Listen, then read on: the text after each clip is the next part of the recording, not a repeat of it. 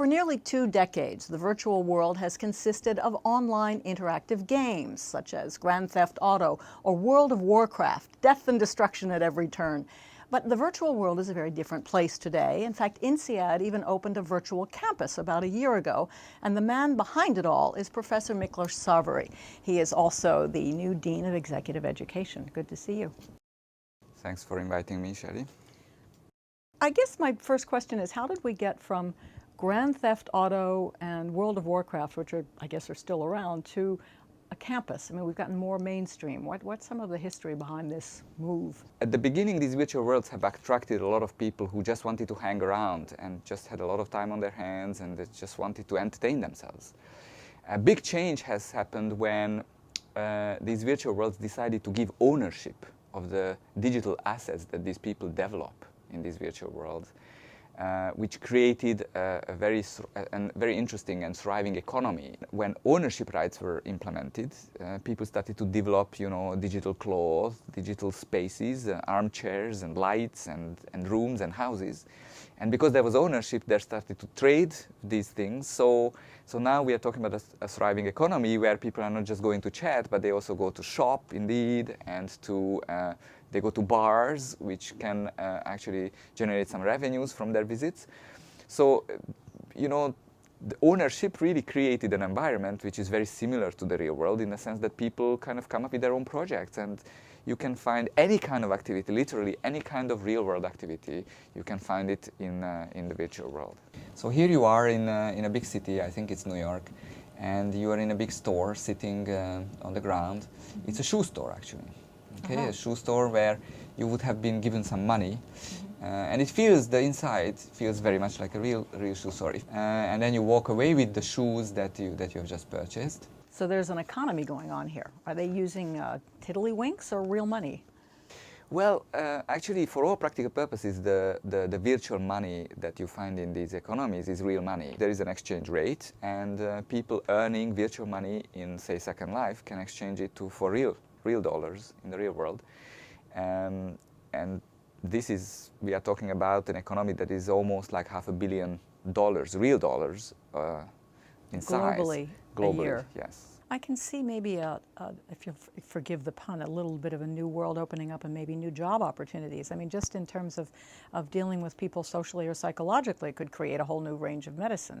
Or maybe it can create other jobs as you create different avatars and things. I mean, do you see this? What's Absolutely. The potential? A lot of jobs have been created. A lot of people. So it started with designer jobs. When people started to build all kinds of objects, and some of these jobs are actually earning their owners pretty nice salaries. So a lot of people have moved their kind of like professional activities, if you wish, to the virtual world. What was the idea behind creating a virtual campus? The basic idea was very simple. The basic idea was we are a business school that attracts a very diverse community. We have campuses in 3 different places, and we have students coming from all over the world and then going back to work all over the world. It's very difficult to engage with such a diverse and geographically distributed community, and this is where the main idea came from. Can we engage with our diverse community in a more efficient way, over and above flying them to Fontainebleau or Singapore or Abu Dhabi or the United States? When you arrive on campus, this is the place where you arrive. This is sort of the reception area. Okay, why is it an island? Well, in Second Life, the best way to create your private environment is to buy an island, and that's what we did. We purchased an island. And how much did it cost? It cost about $1,000, and we have to pay a rent of $100 a month. Sounds like Monopoly. Exactly. It sounds like it's actually a pretty good deal in my mind. What you see, first of all, is that there is a permanent receptionist, and this is an avatar that is owned by a real person, somebody who is actually an employee of INSEAD. What you see is a virtual classroom. Okay, and you see screens on the left and the right side. On the left side, typically we would project somebody presenting something, so you would see a real film going on, or a presenter presenting something. On the right side, typically you see the slides of the person. You can recreate the feeling of being in a virtual classroom. So I don't see myself, I just see the class, I see the professor down there, I can look around, I can see my classmates and so forth. We have used the virtual world to disseminate conferences. So every conference that we are running on campus, we are also in real time feeding it into Second Life.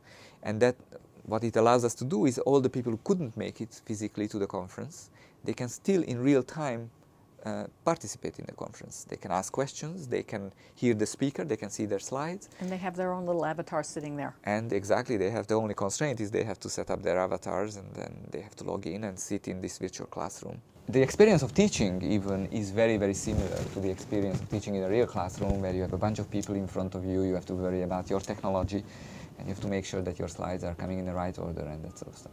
How are the professors dealing with it? The biggest problem that we have, namely that professors are reluctant to adopt this technology because it's a little bit difficult for them to use. I mean, I find it very easy, but it's true that it takes some time before you are familiar with this technology. And people feel awkward, they don't necessarily want to invest the time. They are in a waiting mode.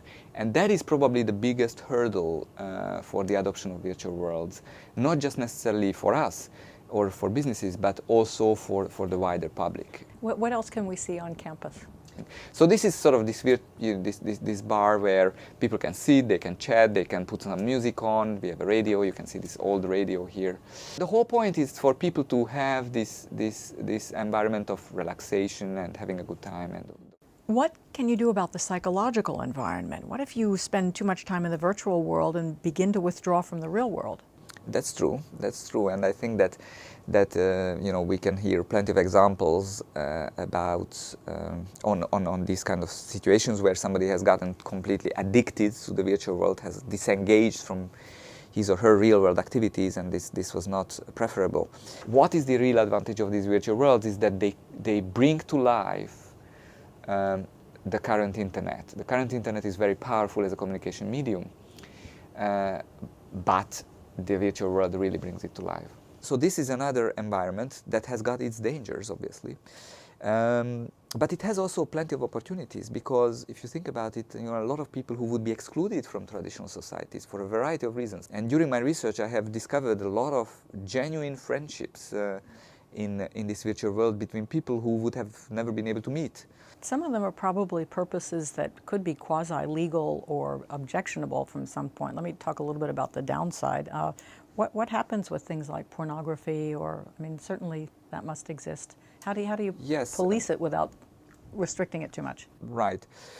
I mean, these problems, any problem that the internet had, the classical sort of web page-based internet had, the virtual worlds also have those problems. They are being dealt with, and I don't think that in the near future, virtual worlds are going to be less safe of an environment than the traditional internet, which used to be exposed to a lot of fraud and illegal activities, pornography and so forth. But today it's a pretty safe place where companies have learned how to exploit the environment without sort of being penalized with all this fraud and stuff. Are you optimistic, having had this up for a year or so now, are you optimistic about the way it's been used and the way it might be used in the future? Yes, I have been maybe a little bit carried away with my expectations, but I have readjusted those. We do use it to reach out to communities that are not part of INSEAD at the moment. So, for example, we regularly hold MBA and EMBA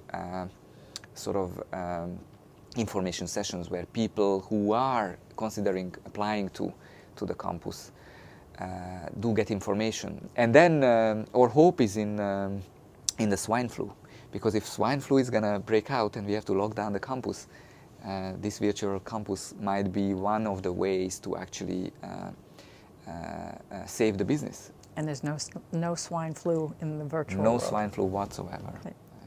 Cough and no problem. Thanks very much, Miklos. Thank you very much.